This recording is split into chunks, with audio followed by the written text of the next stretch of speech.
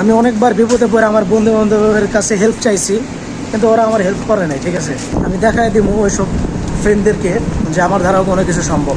ভাই আমার না দেশ বিদেশ ঘুরে বেড়ানো অনেক শখ। যখনই মানে এটা আমি আমার বন্ধুদের কাছে বলতে যাই, তখন মানে তারা আমার এটা নিয়ে হাসি ঠাট্টা করে, বুঝছেন? তো আমি আমার এই দুঃখের কথা আমি কারে কমু? তা আমি কি স্বপ্নকে দেখতে পারি না? মানে আমার কি স্বপ্ন নাই? আমি কি এটা বলতে পারি না তাদেরকে যে আমার দেশ বিদেশ ঘোরা বেড়ানো শখ?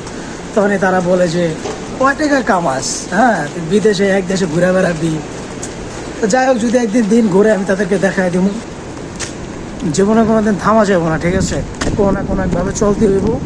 আমি বিশ্বাস করি যে আল্লাহ তাআলা কোনো না কোনো একভাবে এই খারাপ সময় একদিন উঠায় নিব, ভালো সময় একদিন আসবো আমি জানি। তো ওই জন্য যত লড়তে হয় আমি লড়বো ইনশাল্লাহ। আমি হাল ছাড়বো না। হাল ছাড়লে তো ছাইরাই দিলাম, বারবার উঠা দাঁড়ামো। যদি বারবারও বইরা যাই আর মরে গেলে তো গেলামই। জীবনে কিছু আমার একটা করতে হইব। ঠিক আছে, এমনি এভাবে জীবন যায় না।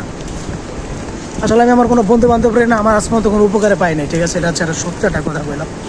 কোনো বন্ধু বান্ধব আমার কোনো উপকার আহে না।